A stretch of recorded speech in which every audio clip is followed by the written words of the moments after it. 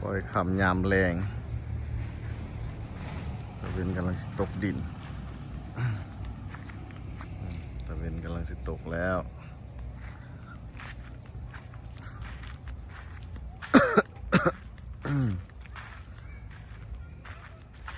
ตัวเมย์กับเมื่อแล้วเหงาได้เฮาแบบนี้นะอยู่คนเดียวตามเคย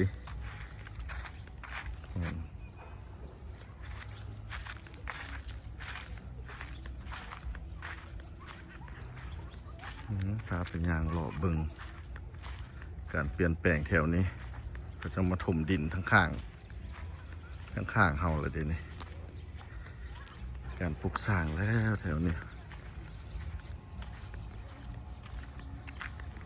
นะโซนนี้มันห้องแถวได้ดีห้องแถวนี่ก็มาข้างๆกระถมอีกกำลังมาสิปลูกละรุ่นนำกันเอาเพิ่นสิปลูกอีกอย่าง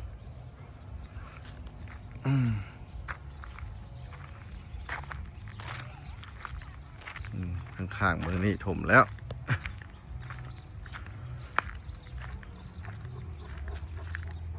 โอ้ถมของสูงเลย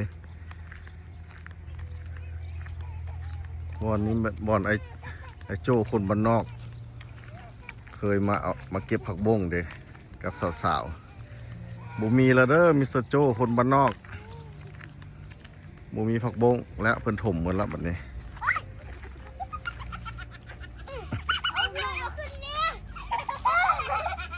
โอ้เด็กน้อยมาเก็บมาโคมไฟแม่นอีหยังเก็บมาโคมใช่โอ้หมดแล้ว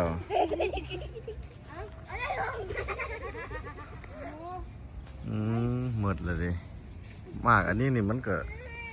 หมดแล้วก็ขึ้นมาใหม่นี่กำลังขึ้นมาใหม่มันก็ไหลอีก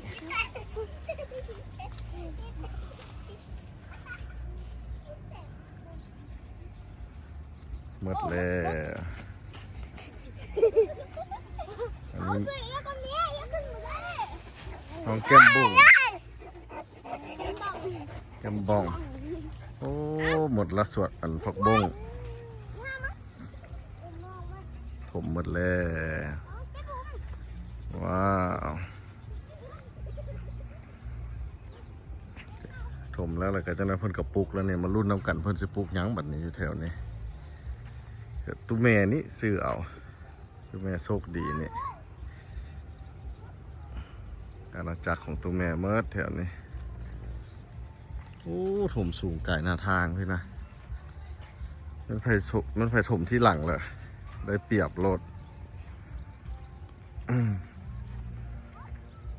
ไฟถมก่อนแล้วเฮือนกับสิตำ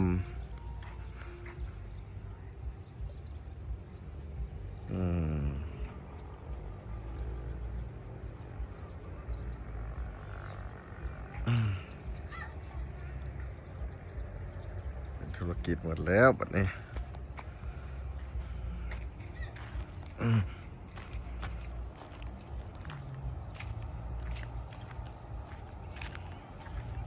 การนวด4 แม่ลูก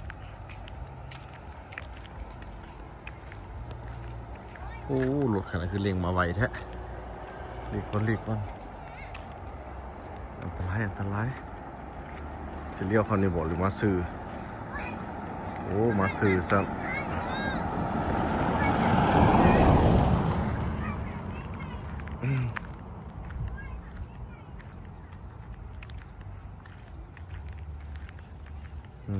นวด4 แม่ลูกไปพาไปเบื้องโซนเบื้องนั่นเบื้องดู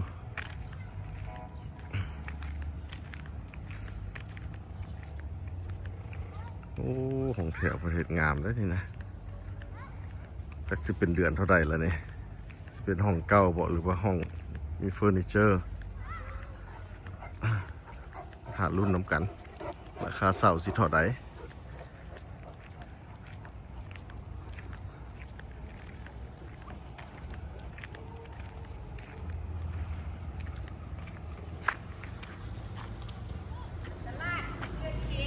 เนี่ยน้องอ้อย โอ้ยมีความสุขสมือนี่นี่ห้องขับแขกห้องนอนอยู่ทางกลางทางหลังก็เป็นห้องน้ำกับเฮือนครัว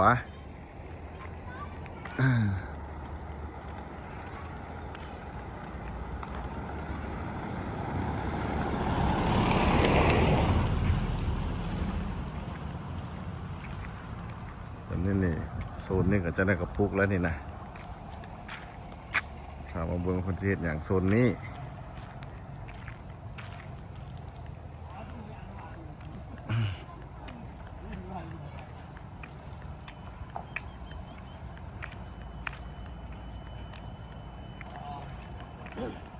ก็มาโซนนี้บัดนี้ผมหาก็แล้วทิศแล้วนี่อันนี้โซนนี้พี่เลิกหลาย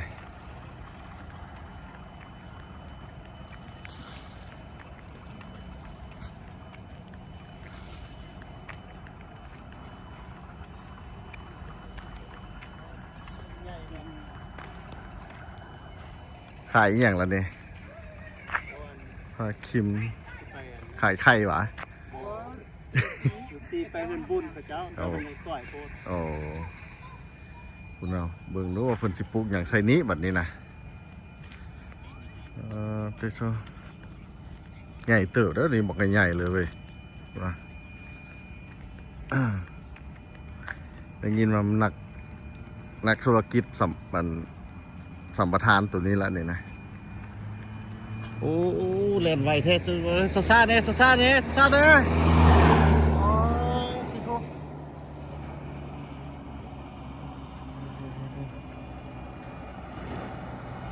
ฟ้าวแฮง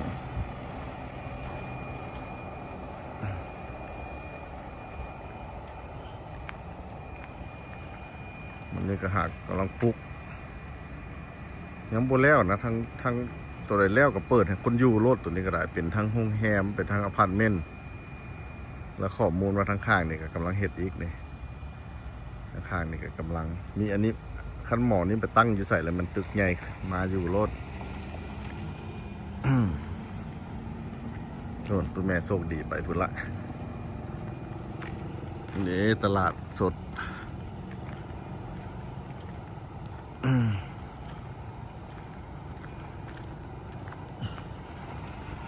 ตลาดสดโชคดีของแม่แอ๋นี่อาณาจักรของแม่แอ๋ห้องแถวเพิ่นก็เต็มเข้าไปทางหลังคนอีก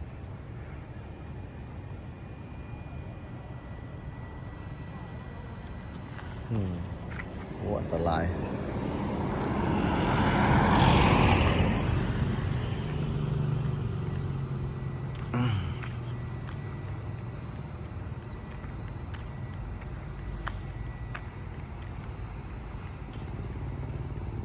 อันนี้เป็นบ้านปากทางหอมสองเลยนะ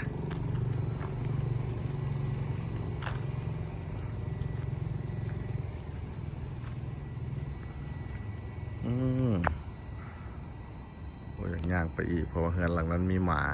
จะได้ไปกัดกับหมาเห่าบ่ได้เขาต้องได้ถอยเดี๋ยวหมากัดกันนะดินนี่ถมนี่สูงกว่าหน้าทางดินะสูงก่อนโทเกือบ40 เซนผมได้สูงก่อนเนี่ยเมืองคักสูงเติบ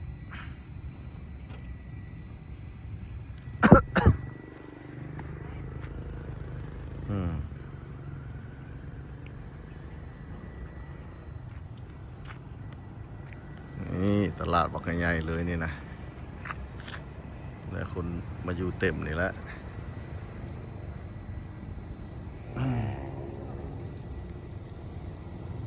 เอาถ่ายให้ได้เบิ่งกันผมเจริญมาเมื่อสุดบอนนอกทางพุ่งกระสางบักใหญ่พุ่งกำลังจอดเหล็กแมบอยู่พุ่งดูเนาะนอกทางสางใหญ่นี่ก็ปุ๊บเต็มดินเลยส่งใส่ซีเมนต์นั้นห้านขายรถโอเคยางกลับแล้วบัดนี้นะหมาเขาก็หายไปหมดเลยเอาไปใส่หมดแล้วบัดนี้หมา3 ตัวหายหมดเซ ตบัดนี้ มา3ตัวกลับคืนมา2ตัวตัวหนึ่งบุหิตไปพุ่นแตนแตนโอ้บาดนี้เฮ็ดจังได๋ฮะเบิ่งหวังว่าเราสิกลับคืนมาเห็นแต่2ตัวนี้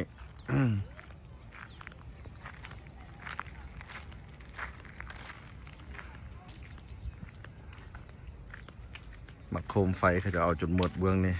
แล้วเด็กออกไปเอาเบื้องนอกหมดเลยมักโคมไฟโอ้ก็ยังบูหมดแท้เถือยังมีอยู่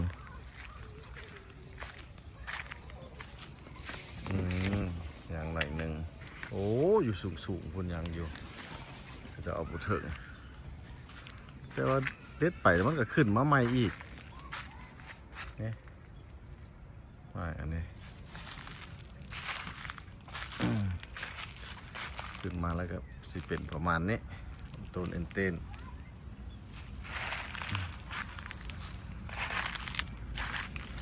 นี่เกิดหมากมอนไข่น้อยโอ้เป็นหลายเติบเหลืออยู่ดินพี่ก็มี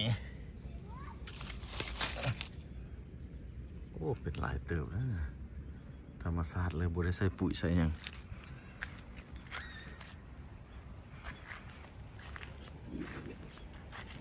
นี่มาถามหมาเขานี่3ตัวเห็นแต่2ตัวแบบนี้จะเป็นซอกหาได้จากน้อยนี่นะเป็นบุมมาให้โอกาสเรากลับคืนมาก่อน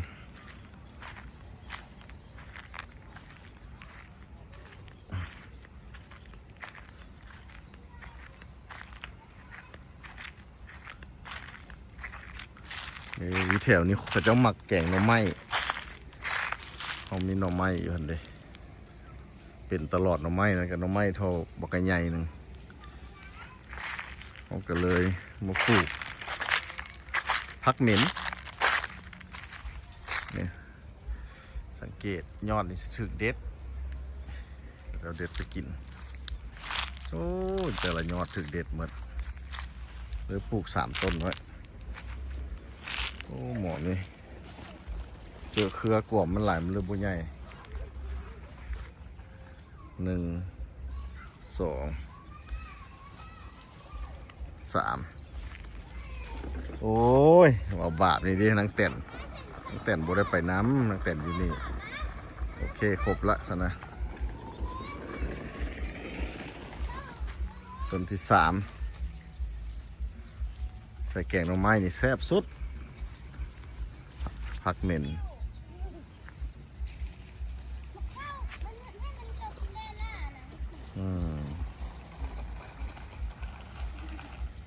โอ้กล้วยเครือนี่เป็นดกเติบ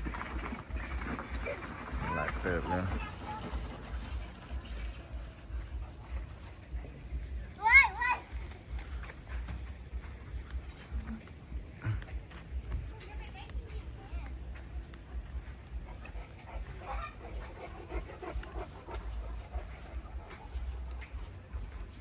กล้วยนี่ปลูกง่ายๆบ่ได้หดน้ำ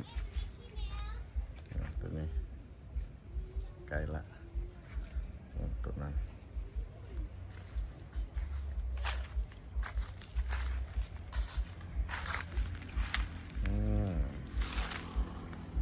หน่อไม้นี่แหละตัวเป็นดกแล้วมันตัวนี้พาไปเบิ่งกันเขาเจ้ามาตัดไปกินตลอดนี่